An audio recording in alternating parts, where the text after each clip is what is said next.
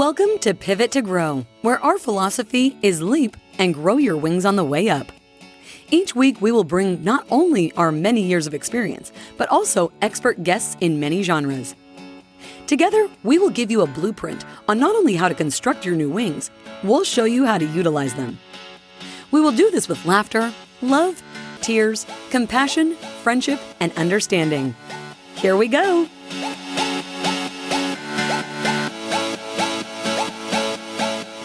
Welcome back. Welcome back. I drug you back in here, so let's start. Sounds good. Well, how are you doing today, Ilya? I am like so fabulous. It's raining outside, but for some reason, it's not bothering me today. So I think it may be because of a change in my reality, which we'll get into in a few minutes.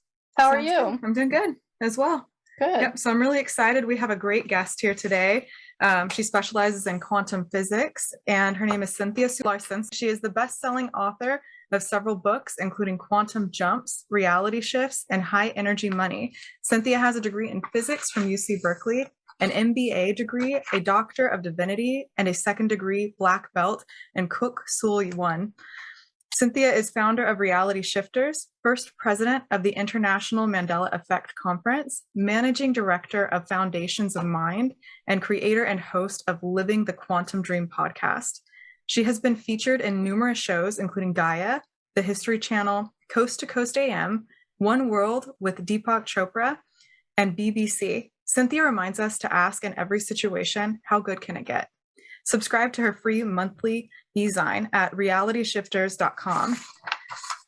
And Cynthia also had a single-minded passion to research, write about, and provide coaching on reality shifts, quantum jumps, and the Mandela Effect for more than 20 years.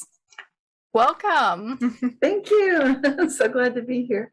So let's jump right into the Mandela Effect. For those listeners out there that are not familiar with the Mandela Effect, I looked it up today, some of the examples of it, which was interesting. So we, as a collective, a lot of us remember Sex in the City. It's actually right. Sex and the City. Mm-hmm. I remember Skechers, and it's actually not with a T in it. The Monopoly Man, now this one blew my mind. Oh, mine too. I thought that was so The weird. Monopoly Man has no little monocle. That's the little eye loop. He never has had a monocle. I remember one. So let's jump into this. What is the Mandela Effect, and why is it we all as a collective have these memories, but they're not reality? Right. Well, my feeling about this is that likely it's part of nature. And so probably it's been going on a long time. We're starting to notice it a lot more. There are a number of reasons why that might be, including, of course, we've got the internet now. So we can compare notes and we can find those other small percentage of the population, which is increasing, but it's still a small percentage, that totally agree that these things used to be a certain way. And also Fruit of the Loom used to have a cornucopia, so many. I mean, that's a big one for a lot of people. A lot of people just have one particular thing. It's like, I don't care about all the rest, but that one I know for sure. And so thanks to the internet, we can find like-minded communities now. And I started researching this topic in the 1990s at the dawn of the internet, really. I remember the ARPANET, so that's how old I am. But I started my realityshifters.com website so I could share experiences with people. And I didn't know at that time how many of these would be shared experiences. In my first book, Reality Shifts, I actually talked about Larry Hagman being alive again, but we don't call it the Hagman effect. We call it the Mandela Effect. So it took another, 10, 11, 12 years before enough people, it's a groundswell of people saying, okay, that's it. This is really going on. And so the lucky person is Nelson Mandela, who a lot of people remember passed away on Robbins Island when he was incarcerated. However, apparently that reality did not happen, despite the fact that a lot of us remember it. Usually the people that live in South Africa don't remember it. So that's how it got the name, based on worldwide recognition. Not so much a South African thing. They might remember Larry Hagman better, probably. So it's kind of one of those funny things. And there's a quantum reason for that too. So I look to the physics of it because I start seeing that there is such a thing as quantum logic. There is a quantum paradigm. There are quantum things that are happening that are really kind of weird. Like Einstein called it spooky action at a distance. There's a whole lot of that, not just one spooky action at a distance. There's a lot of quantum weirdness, which is quantum wonderfulness. And I think it brings us at this time, right when we need it most, when we look around at the news and people get panicky about the headlines. Well, guess what? We've got something that could possibly help us bring about instantaneous transformation of all sorts of things, right when we do need this kind of a phenomenon. And so with the Mandela Effect, the collective consciousness, why do we all have these memories, even though it's not in our new normal? Why do we all have these memories? What purpose does it serve for us? Well, the why of it, because this is an interesting question. I have a physicist friend who just recently had his first reality shift, and I've known him 10 years. And he was just like calling me on the phone, Cynthia, this is the weirdest thing. Like, yep, I know. He said, this is what you've been talking about. I said, yes, I know. But it happened to me. Like, okay, what happened? Tell me what happened. So he told me about it, and it was really cool because it was involving a prescription that he knew he was currently getting. And then the pharmacist said, no, you're not getting it. And the doctor said, no, you're not. They had very clear reasons why he's confused. And he had clear reasons why, no, this is a quantum shift. And then, but for me, he's wondering, why is it happening? And in his case, it's a case by case thing. You might actually find a reason why you experience, or you and a friend might experience a shift together. And you might realize this is a good shift and I like this one. Mm-hmm. Or this makes sense and I wouldn't have found it any other way. Who would know that you could even do this? And so his prescription got canceled because comes to find out that one might contribute to heart problems. And he had been going to the ER. I was asking him, why would this happen to you? And he said, well, I did have a couple of trips to the emergency room for heart palpitations. And I'm like, whoa. So anyway, but case by case, we can look at what's going on. And he was asking me point blank. So he was saying, why, Cynthia, would I remember it? This is a good question from a physicist to a physicist. What's going on? Why would I remember it differently? That's a great question. And this gets to the core of what's going on. We would remember it differently because I am consciousness.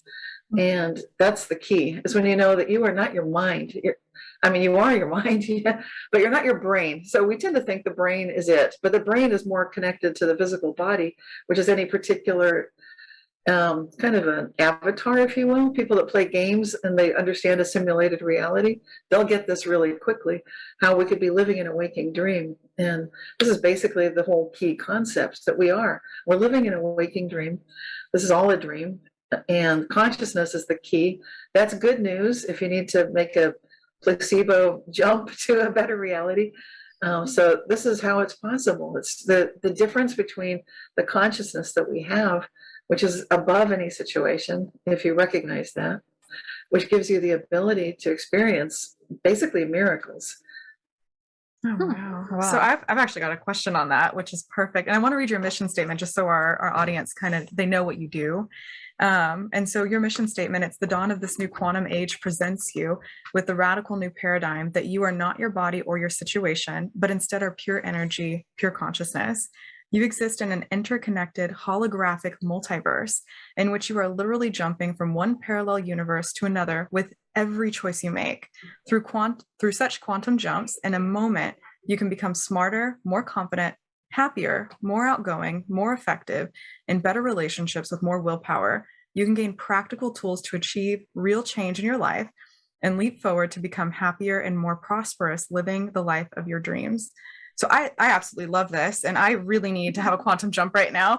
So I'm curious to hear how you would work with someone with this. So for me, for example, my lease is up on my apartment on the 31st, and I am ready to move to this new apartment on, I'm ready to go now, but there's been a hold because the cabinets aren't installed. So the unit's not finished.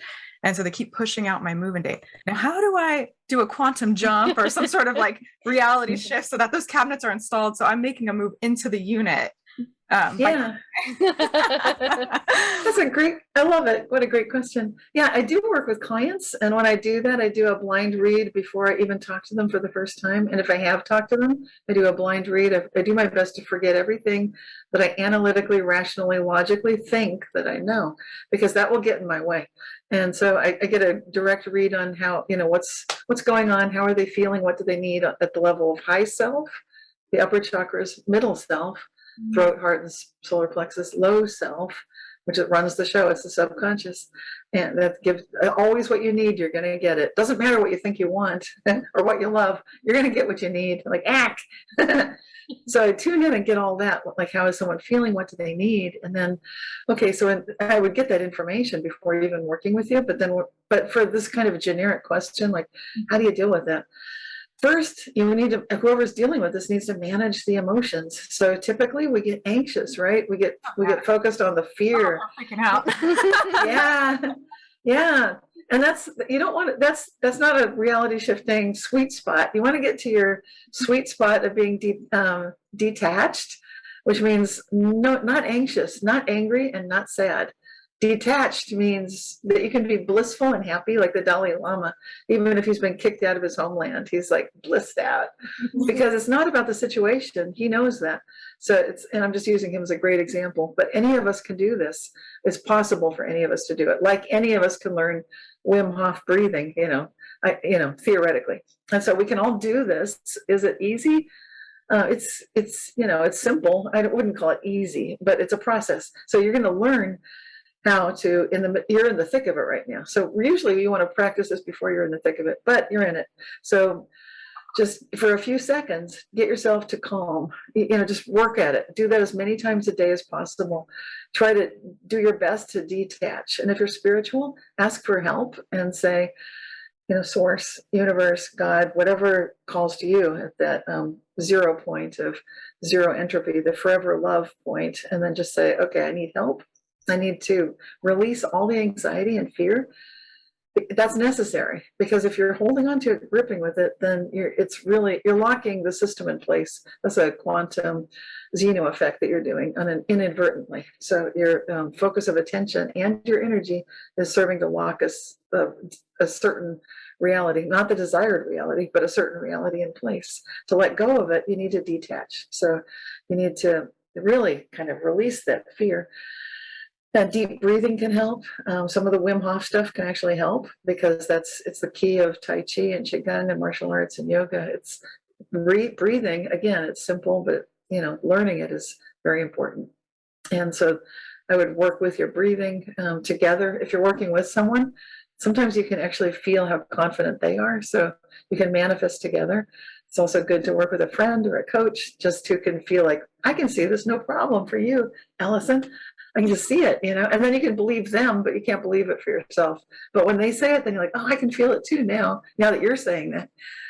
So this is where good friends come in, or working with a coach can come in. And then you want to stay locked. If you're able to stay locked on that desired reality, great. I like to feel what it really is, and I like we're in a waking dream. So what's really going on? And then we might pick up all kinds of stuff. There might be other factors, and we deal with that each one at a time. Oh, I love it. I have one more question just to follow up on that. Why did the emotions get in the way and keep you in that reality? Like, what is it about the emotions? We're here to learn how to detach and, be entangled with love, but detached from the drama. And we tend to forget that. We know it. All of our perennial philosophies tell us that, every spiritual path tells us the same thing. Our stories, we see it all over the place. But it's hard to do. And so I think we are getting lots of practice to be courageous instead of fearful, and to be really empathetic instead of angry, and to be hopeful instead of grief stricken. This is our challenge, and it's a very big one. I recently did an ascension workshop that's online, and people can click the link to it on my website. It's in the events page, and I cover some of this, because this is the key to rise above that kind of drama triangle. And it's part of ascension right now for so many of us. Ascension, not meaning that we're all dying and going to heaven instantly. It's not like the end of the world. Well, in some ways it kind of is, but it's the end of the way it was. I tend to be an optimist about everything. So I don't think it's necessary for there to be a mass die-off or anything cataclysmic. I always ask, how good can it get, no matter what it looks like is happening. And I believe there are fail-safe networks of light workers and angels, if you will, working together to help things kind of go in a good direction, even when it looks like they're falling apart. So, and there's a lot of philosophy behind that too. I love Nicholas Rescher's axiogenesis, where he describes optimism, and he doesn't call it optimism, he calls it axiogenesis. And he delves into why is it that the universe tends to be ridiculously impossible. like how do we have this weird, and it's the physics of it, like what are the odds that we'd be here? Pretty slim to none. And so what does that imply? Why is there anything at all? He's a philosopher, so he logically handles the whole thing. It's brilliant, and people can appreciate it if they're very analytical and rational and just want something to put their teeth into. Like, why can we believe everything's going to turn out okay? Axiogenesis, and it's independent of any religious anything that would be kind of locked in stone and people might have resistance to, because that's not my religion. So it's philosophy, so it's for all of us. Interesting. Well, thank you for exploring down that rabbit hole with me. I was so curious. Yeah. So my question is, if we change, if we shift our reality, or we shift, or we go into a different reality, how is that going to affect those that are around us? Before we started, we kind of explored a little bit about, just shifting reality, and you can have somebody who is a domineering, angry person. Suddenly in this new reality, they're really kind and loving and sweet, and you're waiting for the other shoe to fall, and you're like, okay, it's been a few months now, so they've changed personalities. Okay, that's lovely, but how does that affect everybody else in that new reality? As far as you can't look at something and not change it.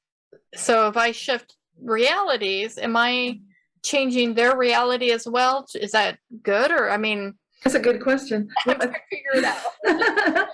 Usually that's not the case, unless you have that apex 0.0 entropy viewpoint, God viewpoint. Unless you're God, then you're not going to naturally affect everything. What I've noticed is we have subjective realities, kind of reality bubbles, if you will. Sometimes 2 or 3 or 4 of us will experience the same shift together. I was exploring that and doing surveys on that before the Mandela Effect came along. And I was seeing that even in the early days, like in the 1990s and early 2000s, people were surprisingly often noticing these reality shifts together, or Mandela effects. So we are a social animal, and so we assume that there's an objective reality, because usually we are in a group and we all notice the same things together. So we have this assumption, like, oh, it's all the same for everyone.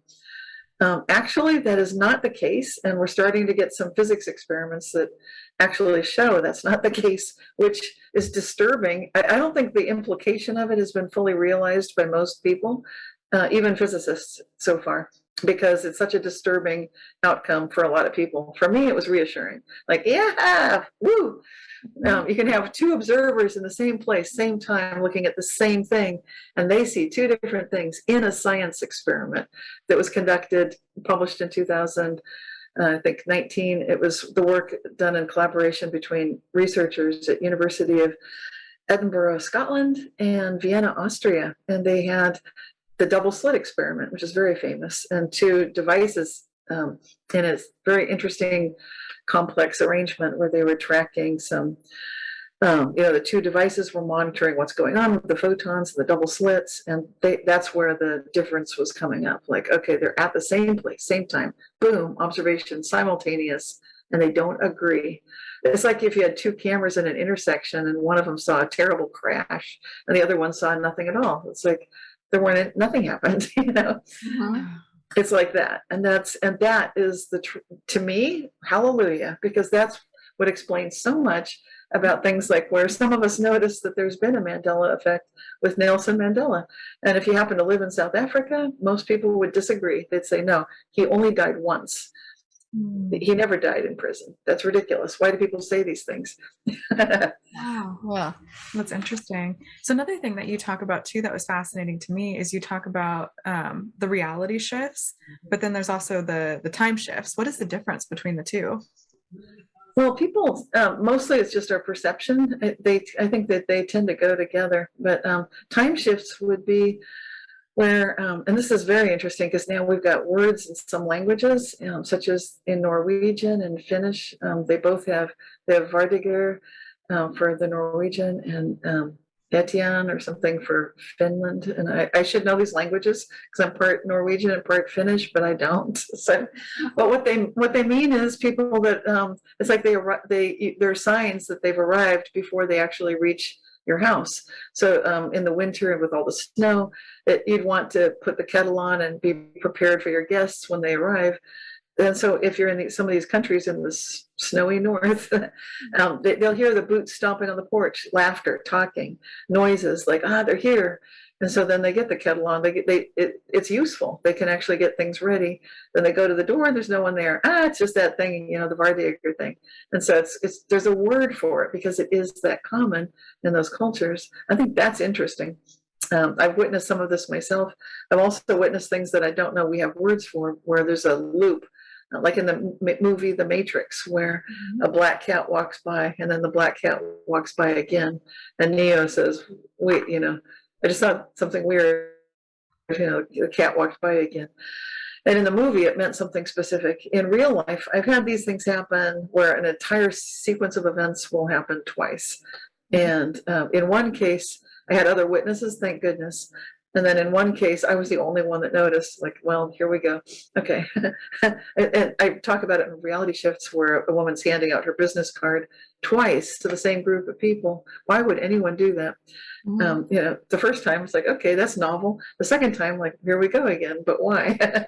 And I mentioned it to someone like, I only need one card, like, why are we doing this again? And they didn't notice that something was different. But anyway, so this is just two small examples. Then there are time shifts where time slows down, actually stops. So the strange anomalies with time were interesting. And then the most common one that most of the people listening right now are going to say, aha, that one, yes, I've had that one. This would be travel farther in less time. And some people are aware that it is handy because if you're late for an appointment and I just need to get there on time, and then you do, it's like, how did that even happen? And then some people will be traveling great distances where the time elapsed should be like 4 or 5, 6 hours, but instead it's only 2 or 3 hours. And they know that for sure. That's kind of wacky. And they weren't speeding, they weren't breaking laws. So these are time shifts. Reality shifts in general are that don't have the time component. That would be things appearing, disappearing, transforming, transporting. Things that are called Just One of Those Things by Mary Rose Barrington, who studied them in England. And I only found out about her recently. I don't think she existed for me previously, which is another kind of reality shift. So I love it that she showed up for me. Yay. So that when you were talking about time, I had a friend of mine who had an hour-and-a-half commute, and there's no way it could not be less than an hour-and-a-half commute to work because of traffic, because of weather, it was a minimum hour-and-a-half. And she used to call me on the phone a lot, and we would chit-chat on our commutes. And she would say, I need time to slow down because I'm running late this morning. And she'd go, oh, there's the white doves. And she would see white doves, like a flock of white doves. And suddenly, I'd be like, okay, we talk a few more minutes, we get off the phone. And I'd text her later, did you make it to work? She goes, yeah, on time. There's no way because you only had 40 minutes to get there. There's no way you made it in that amount of time. And she had this amazing thing of, I want time to slow. I don't know how she did it. I still to this day, I wish I could figure it out because there are days that I'm running late. But yeah, it was the white doves that she go, oh, the white doves, I'm going to be fine. So Yes. Well, that kind of relaxation is where your autonomic nervous system stops this fight or flight thing, and so it ties in with that whole drama triangle we were discussing earlier. Perfect. She's in that sweet spot, so she is detached yet entangled. A lot of people who are very spiritual and meditate a lot or pray a lot, they can get there pretty easily because they've trained themselves to go into that sweet spot of just bliss out and feeling like I just feel like you're talking about it. I'm like, ooh, I'm in it. And so, it's kind of like that feeling of, oh, white dove, or feel for me, it feels like a Kundalini rush and grounded and just like blissed out. And I'm feeling it right now. So it's like, that's the sweet spot. And so if you can do that, that's like the beginning of it. And then you just feel like, okay, I need to be there on time. And then just know that you will. So there's no worry. There's no anxiety. You're not angry about anything. You're not sad. You're just like feeling blissed out, And white doves, that's for her, that would be that symbol. So she'd see it like, oh, angels are helping me with this. And she probably was very spiritual. That's the kind of hallmark of someone who's very tuned in that way. yeah, she was just like, oh, it's going to be fine. And I'm white knuckling it, screaming at cars. Move, I'm going to be late. I'm going to be late. I'm sure my blood pressure shot up to like 300 over 40, is screaming all the way. And she's just like, it's all going to be divine. And she would end up at work and I was still running late. So you need to work on this one, but you can do it. It's doable for everybody. Yeah. No, I'm curious because more people might be familiar with like deja vu, right? Where do you think deja vu plays a role in this? Well, deja vu is interesting. For me, I've experienced it like something's happening in my real life, and I feel like, wait, I've been here before. And if I wonder when have I been here before, usually I'll either remember a dream or a daydream that had just sort of popped up previously within usually not too long, like a few months at most, not usually years, but it's like I got a preview in a dream or a daydream of exactly this amazing moment that's happening, or it might seem very mundane, but either way, it's like, this is really familiar. And so it's kind of like we're, again, aware that we are consciousness. So it's tying in from that standpoint. We're not the brain, we are the mind. Yeah. We are the consciousness. That means we can see beyond this linear time frame that we tend to think we're trapped in. We're not trapped in it at all. So by not being trapped in this time frame, does that mean that we are living different lives at the same time? It's one way to look at it. Sometimes if your imagination is wandering, like mine has. I once was doing a book event on a sunny day, and it was springtime, and I kept just looking out the windows. You know that feeling like I wish I was outside. Man, it's perfect out there. It's sunny. There are birds, and look at those pretty trees. And I started daydreaming that I was walking down one of my favorite streets in the city that I live in, Berkeley, on Solano. And then I got home later that day, and I got an email from a friend saying, "Weren't you doing a book event today, like in Pleasant Hill or something?" I said, "Yes." She said, "But I saw you walking down Solano Avenue, in the afternoon." I said, "What time was that?" It was exactly when I was daydreaming. So there's something going on that's called bilocation.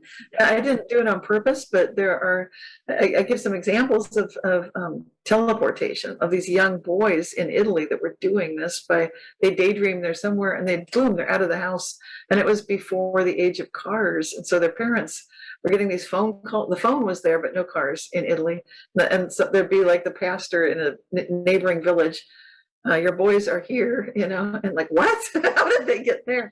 And they were just like, they'd just be teleporting, all over the place, because kids don't know they can't do that. And anyway, that's not quite what your question was. I'm sorry. No, that's fascinating to me. Yeah. Because I'm thinking, wow, that would be really neat in a long meeting to be out and playing, or to be able to go get ice cream, or Right. yes. Yeah, I think that because we are consciousness, we are mind, we're capable of doing more of these things. I feel like there's a human evolutionary process occurring that we're witnessing right now. This seems to me like a leveling up for humanity, where we have the ability to start being able to relax, not worry and freak out so much and run ourselves ragged, but just relax. Know that if you need things, they'll be there for you.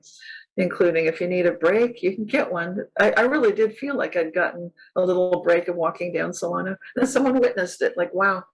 And that's not the first time. There have been some other examples that you might even hear, like I'm starting to hear from people that write to me and say they've been noticed by locating, or that there has been another parallel reality. So that's the connection. It's like there are these multiplicities of possible realities. That means that we can learn in another reality. You can gain skills there. It's something you want. Like, I wish I had a class in writing or drama or painting or photography or movie making, whatever. You can actually feel like there's a part of you doing that, and you can pick the skills up, literally, from these other parallel realities. That was the tie-in. I knew there was something. Found it. So I just have one quick question, and then I'll turn it over to Allison. So when we're dreaming, we've all had lucid dreams where it feels like it's reality. It's us living another reality. Life is going on. We see children. We see whatever it is. Some people dream about having children. They don't have any children. Is that us seeing the other reality that's going on at that time, or is that just a dream? Well, to me, everything is always a dream. So it feels like, and that's like the high, for me, it's a very high way to live. It's like the high road, is to recognize that this too is a dream, that I'm always dreaming. It feels like that's, because when I start recognizing and honoring that possibility, like, what if that's true? At first it's a shock, like, what? I'm dreaming? Like, yeah, it's always a dream. You sleep and you dream, you wake up and you dream. And then what can start occurring is synchronicities, like off the hook, and feeling like you're in a flow, like you're just like all of life is a musical and everyone's just showing up at the right time. And it's like the kind of flow that you would normally never experience is becoming part of regular life. So that's what I think is super cool. But for most people, when they're playing with lucid dreaming, they'll be trying to get that first lucid dream. And then when they have one, the typical thing is to freak out and then boom, you're wide awake and like, it was just getting good. I realized this is a dream. I can do anything. Boom, awake. Like, oh shoot, I didn't get to fly. I wanted to fly. Yes. So you can do stuff in a dream, like a lucid dream. Like, you can fly. You can fly right through walls, and you can go all over the place. But the thing is, you can do that with your consciousness when you're awake also. So I'm not kidding. The stuff you can do when you're dreaming, asleep, you can start learning you can do that both when you're asleep and when you're awake. Wow. That's so fascinating. It makes me think a little bit about astral projection.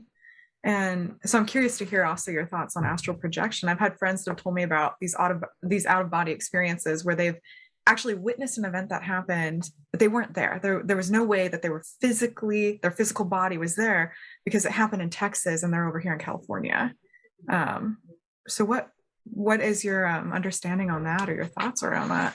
Well, consciousness has no separation. So it's another one of these brilliant things about the quantum paradigm, quantum physics, that we learn so much about reality from quantum physics, such as the observer has such a key role to play in what actually transpires, and the fact that we are entangled across time and space. And so you can be connected with a set of events that there's no physical way that could be happening.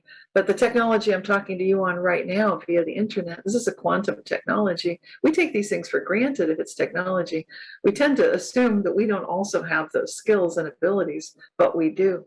And when they come through, and they can be shocking, especially when they're confirmed to be, that was accurate. That's when people are really like, what? Like, what's going on here? But it's just part of who we really are, and we are becoming more active in that level of being aware that we are the consciousness, we are the mind, not just the brain. But we can be in a body that's physically ailing, and then we can jump to a reality where it doesn't matter what it was, it can be clear. It's possible. I think as a species, we're at that point of evolutionary, transformation right now. So out of curiosity, just kind of follow up on that, for someone who is pulled into a new reality, right? Or they go there, but they're not necessarily like seeking it out or wanting to be moved into that new reality. What do you think it is that pulls them into that new place? Is it emotion? Is it something else, or an event that's happening there that they need to like be there for? Or It's usually, their best friend pulls them with them. Yeah, thanks a lot. right. Not. They call on kicking and screaming, right? Like, yeah. Well, usually I would say it's typically a higher level of consciousness. So usually, that certainly happened for me getting started doing the coaching. I didn't want to hang out a shingle in 1999 that like I talked to angels and I'll talk to your, like, I was like, I'm not going to do that.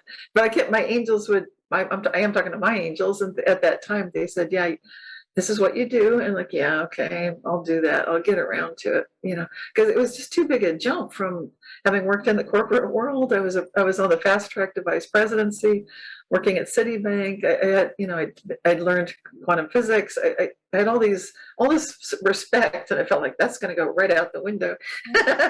So like, let's just let's hold off on this whole thing. Yes. Let's put it off indefinitely. And I just kept promising my angels, yeah, I'll get to that. But then I got 3 phone calls in the same 1 week period to my unlisted phone number from 3 different people, women, that were asking, can you talk to my angels? And I said, yes, kind of like, how'd you find me? I didn't say that, but it was like, but I did ask, how did you get my phone number? And they all said my angels gave it to me. And that also has happened when there have been Kundalini emergencies and people, I'll be exactly sitting next to my phone. I'll meditate for like half an hour before the phone rings. It rings. I know to pick it up. I pick it up and they just start talking. And it's happened several times, and they're about to spontaneously combust is what it is. And so they've got a blockage in their Kundalini, and they get my phone number, and the whole thing is orchestrated at levels of high self. That's where there's this hidden order. That's why you don't need to worry about what looks like it's happening in the world, because it's not what it seems. And the levels of consciousness cooperating with one another are epic at levels that we never see it in the news. We don't hear about this, but I experience it a lot. And so when I see that kind of thing, then it gives me a level of faith that everything's fine at levels that we can barely even come to comprehend. And then I can walk that person through this whole thing. How did that even happen? Well, they're having a Kundalini awakening, so they're having a crisis. And not everyone who goes through Kundalini has that kind of blocked chakra problem. But if it happens, then it's kind of like all the angels know, oh, here's the phone number, call this number. Don't worry, she's sitting and she's meditating, she's ready. Oh, she got the phone. And I never do that unless it's a Kundalini emergency. And then I always do that. So very funny. You have heard us speak about Jack Canfield and his amazing work, from the Success Principles, Train the Trainer, Breakthrough to Success, and so many more of his wonderful programs. We strongly encourage you to go to pivot2grow.org, click on our affiliate link, and learn more about his upcoming programs and the difference it can make in your life.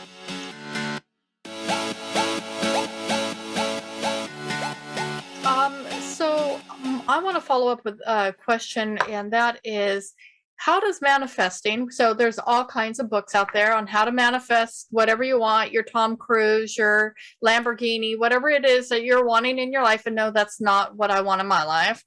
Tom Cruise is too short for me, people. But I thought you were talking about the Lamborghini, because I was going to send us. Oh no, we do not. Get back in that reality. No, we don't want the Lamborghini. I will get too many speeding tickets. I know me. But how does manifesting work with all of this? Because, we are told to think and grow rich, all of those books. How does that work? Well, it's really tied with alignment within yourself. So there are levels of self again, and we sort of think I am one person, kind of, but if you think of the chakras, then that's 7 different levels of awareness just within the part of self that you have operating facility over, ideally. And most people have a little bit of tug of war going on with the levels of self. So if you just break it into head, heart, and gut, that's not 7, that's 3. But then you can start seeing, like, okay, so you want the Lamborghini, you want it, but do you really love it? Do you love it so much that it feels like part of your home, your life, like a best friend? Maybe. Okay, cool. Do you need it? Do you need the Lamborghini? If you do, that's actually good, because then I mean, genuinely need it. And this is not something to fake, because what you're faking is yourself, and it doesn't work. So it's your subconscious. Whatever your subconscious knows you really need, that's what you're really going to get.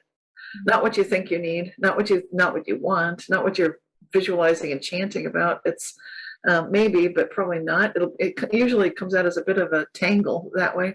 If it's out of alignment with what you really need, you're going to get what you need. So I would recommend make friends with your subconscious. And this is why a lot of that deep shadow work and all that stuff, you hear all these things from people talking about, got to do your work. Well, that's what they're usually referring to. Because when you clear your subconscious issues, these things about the guilt and the grief and the anxiety and the anger and sadness and all that stuff, all that drama and trauma, when that's clear, then you can finally go forth and manifest and have good results. But it's a process. I love that you said your subconscious knows what you really need and what you're going to really get. Oh, yeah. I think my favorite being in the flow. I think when you're in the flow. Mm-hmm. There's a feeling, and so back in the old days when we had newspapers and we had to look at the help wanted ads, I had wanted a job in another city that was impossible to get. By logic, impossible, because it was a resort area and I did not ski. I did not, I was not going to work at a hotel lobby because I'm not a good customer service person. I know this about myself. So I needed a specific job and I wanted something that I could eventually own. Okay, and oh, by the way, I also I wanted to have an office that overlooked the lake and I wanted to be above the trees. I mean, I had these specific wants. And out of the blue, up popped an ad for this resort city, and it felt right. That subconscious, it felt right. Yes. I called. She said, "How did you find my ad?" I told her where it was. She said, "That's impossible. I didn't place it in that paper." I'm like, "Well, it is there." Wait for the interview, and I said, "Oh, you read?" And at that time, I was reading Wayne Dyer, and she was quoting from the book of Wayne Dyer. She goes, "Who?" And it was magical. So she goes, "Well, you have the job, but first I want you to see the office because it's a little bit of climb up a hill." Mountain was not a hill. We climbed up this mountain, drove up the mountain. It was literally, the office was off a cliff, sitting above the trees with a beautiful lake view, everything I had wanted, but I had put it out there and let it go. And my subconscious knew That's the key. Yeah. that I needed it. Yeah, that's it. Your subconscious knows what you need. Yeah. Yeah, if I could get back to that flow, and that would Yeah, well, just keep doing. You want to kind of do the white dove relaxation or whatever your version of it is, and get into that rest and digest, autonomic nervous system release phase. Just kind of relax and let it go. This is beginner's mind is so powerful. This is why children are such good manifestors, because they don't know anything different. Then they're able to just be playful and relaxed and not kind of all tensed up and angsty. So you want to get back to that goofy, free-minded, be like a kid. That's the goal. And is that why some children grow up? If you have a child who has seems to be gifted, and they're talking about these wonderful things, if you nurture that, they seem to grow up to be adults who continue to manifest anything and everything Yes. they desire. Mm-hmm. Whereas if you have a child who you tell them, and I'm thinking of my son, we've talked about my son several times. My son was given a engine because he kept tearing apart my vacuum cleaner. And so a friend of his gave him a friend's dad gave him an engine and said, "Oh, it'll never work. Don't worry about it. He can tear it apart and leave your vacuum alone." He got it to work. If I had told him, "You're never going to get that to work, that's impossible," Right. I think I would have squashed his spirit, because he has gone on to manifest a life that is, at such a young age. So is that the truth in that, is if we nurture our children? Yeah, nurturing is really good, because I think this is a rough enough planet as it is. We don't need to add, at least not on purpose, if we can avoid it, squelch any of their enthusiasms and passions. Sometimes it's difficult when you're raising kids, obviously, because their passion might seem a little bit in conflict with something else going on in the household. And so there can be challenges. But for those parents that are really supporting it. It's wonderful for the kids, even if it's their kids are so different than they are.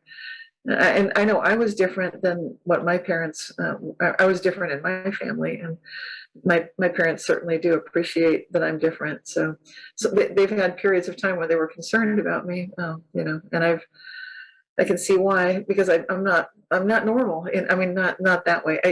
I've learned to rely upon my intuitive, magical way of connecting with this waking lucid reality. For me, it's quite real. I can share those examples with my parents, but thank goodness they could sort of see something about me. And I did my best with my kids. And I think parents, we do our best, but I mean, you can also be hard on yourself too. I know most parents feel like, well, I did kind of well, but things could have been better, But don't be too rough on yourself as a parent, just so it sounds like you're in a good place with your son. That's wonderful. Definitely. Yes. So I really love what you said about intuition and how I think that's so powerful and it's so important, right? I do a lot of work with trauma clients right now as a marriage family therapist trainee. And something that I see a lot is that trauma really blocks the intuition. And trauma could be as simple, just so our listeners know, it could be as simple as a move, which I'm in the middle of. It could be something like a car accident. It doesn't have to be this big, violent, you're in an abusive relationship type of situation. So with that being said, what do you recommend for people that you're working with to get back in touch with the intuition, and how powerful is intuition and getting into that flow and making those the reality shifts? I think it's so pivotal. It's so key. I was traumatized by going through COVID and then long COVID. I had long haul COVID for 18 months. And so found my way out through intuition, kept doing my coaching work the whole time, cut the hours down, but kept the job. And yeah, it's completely intuition based. So I didn't lose, even though I was traumatized, and in other words, aging. I felt like I was 30 years older overnight. I had 200 symptoms plus, everything from brain fog, falling down, you name it, and tremors, neuropathies, et cetera, et cetera. But I realized, there's a blessing in this. I followed my own advice. How good can it get? Followed my own advice, meditate, reset my autonomic nervous system. So I'd lie on my tummy, rock my hips left, right, which resets the whole vagus nerve system. Did a very slow, gentle scalp massage twice a day. So deep healing massages, treatments. I just realized I'm just going to find a way out of this. I'll do this while I research it, because I was one of the first people to get long COVID before they knew what it was. So it was the trauma of having something there's no name for, there's no diagnosis, the doctors don't know what to do. They're telling you, don't come into our hospitals right now unless you're dying. I'm like, well, I just feel like I'm dying, but I'm not. So I don't know what's wrong. Everything's wrong. But I also realized this is happening for a reason. There's a silver lining. How good can this get? And the good of it was anti-aging. It's basically, would you like to back off everything that can bring your body down? Yes. Well, you're getting the master level course in it. Woo, so like, this is cool. So I looked for but the amazing thing was I was able to keep doing my coaching. So I know that this works. And what is this? It's give yourself, even if you're moving and you're traumatized, even you feel like I can't do this, I have nothing. You have a few minutes twice a day, 7 minutes twice a day. Just give yourself, I'm going to go into my zone.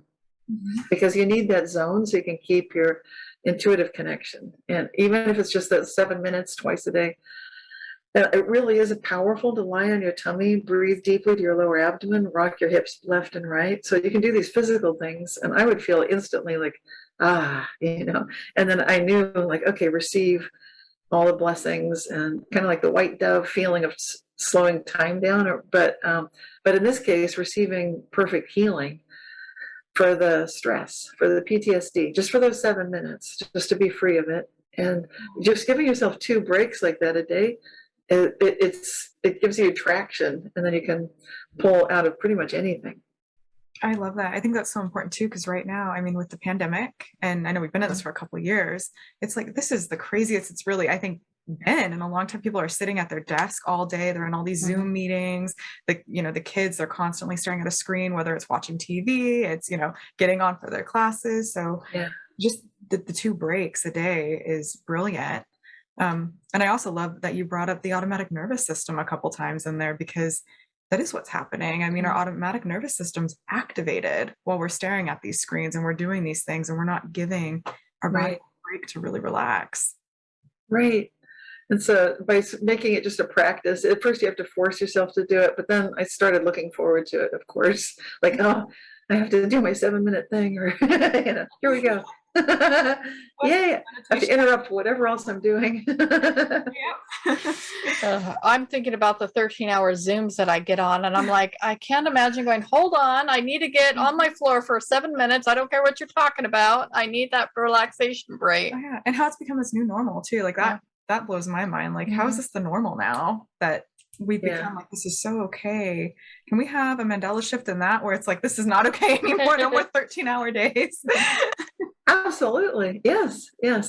And I think collectively we're working together because we're a social species. We can recognize we need these breaks. We need to have that rest and reset, rest and digest. We need that. And because we need our health back, it should be a very important priority. And we're not going to get that from something we purchase at the store or that someone gives us from a pharmaceutical company. The true health, it's natural. It needs to come from getting enough rest, getting enough exercise, and healthy habits. You know that you're working with trauma people, so definitely. Is there anything else that you want to cover that we didn't discuss already, or anything that you'd like to leave our audience with? Well, I mentioned briefly about asking questions because that's how we engage with the cosmos. And so asking questions, and often we don't notice we're doing it, but some habitual questions people in our culture in the past have been asking is what next? And they mean it like, well, now look, I didn't have this on my Armageddon calendar for March, and what next? So instead of thinking like that, which is kind of funny for a while, but I would recommend, even if it seems like sarcastic, ask how good can it get, even if things are falling apart. And at first you might think, why am I doing that? Why am I asking how good can it get when it seems like everything's falling apart? Just go ahead and do that. And if things are going well, ask it then too. Ask how good can it get. And when you wake up, ask how good can it get. Let that be your new question. And the more oomph you can bring to it, like, I need to know. Like, Cosmos, you better show me how good can it get.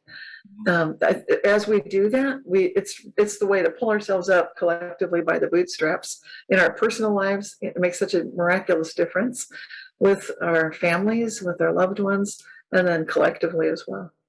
I love that. I love that too. I'm going to be asking how good can it get while I'm buried in boxes at my apartment and thinking about where am I going to be sleeping when I move? How good can it get? Well, it just makes me think of the old saying, be careful what you ask the universe, because you're God. This is what my grandmother used to say. Be careful what you ask God, because you're going to get it. Yes. Like when the ceiling's falling in and you say, what else can happen? Well, guess what? You're going to learn what else can happen, so.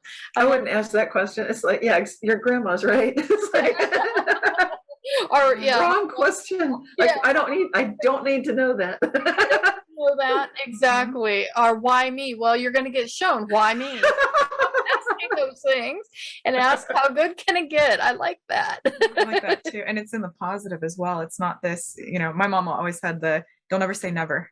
I'm never going to do this. I'm never going to. And then all of a sudden, next thing you know, that never thing is popping up in your life. When my kids were young, I would say the same thing, but playfully. I would say, don't ever say the word that rhymes with ever and starts with N. It was just kind of like goofy. And they're like, why not? Like, just don't do that, because you're going to get whatever it is. Mm-hmm. And I wouldn't even say never, because then you're saying the word, right? So I would treat it like Voldemort or something. It's funny. A word that is never spoken. We do not say the N word. Yes, and right. No, I have been guilty of that, and I'm never going to. And guess what? So, yes, exactly. Yes, that's happened to me too. Exactly. That's what I was warning my daughters about, like, and making it fun, hopefully. Well, it has been such a pleasure to have you here today. I want to remind our audience to go to www.realityshifters.com Also, you can go to our website and you will see a link to Cynthia with everything about her, her bio, all her fun stuff. So you can make connection with her. And you offer workshops. Is that you offer workshops, one-on-one coaching? Yes. Perfect. Perfect. And And there's a newsletter to subscribe to through realityshifters.com. And also, I mentioned this Mandela Effect conference, or you mentioned it in introducing me. And we're doing monthly events as well on YouTube. So people can sign up for that at imec.world. And that's a separate sign up subscription. And then you get the announcements when we're going to do our events, usually the last Wednesday of each month, more or less, usually about 2:00 Eastern time, but you can get all the details. And if you're not able to join live, then you can watch it on the International Mandela Effect Conference channel on YouTube. oh, perfect. That's awesome. So I know where I'll be going after this. I'll be signing up. And don't forget to go to pivot2grow.org for more information again. And also like and leave us a review on your favorite listening platform. Thank you, Allison, and thank you, Cynthia, for making my day. This has been so much fun. This has been a lot of fun. Thank you. Thank you. The views, information, or opinions expressed on this YouTube channel and podcast are solely the views of the individuals involved and by no means represent absolute facts. Opinions expressed by the host and guests can change at any time. Pivot to Grow does not verify the accuracy of the information contained in the YouTube channel and podcast and is not responsible for this information. Pivot to Grow and its hosts assume no responsibility or liability for any errors or omissions in the content of the YouTube channel and podcast. The information contained on the YouTube channel and podcast is provided on an as-is basis with no guarantees of completeness, accuracy, usefulness, or timeliness.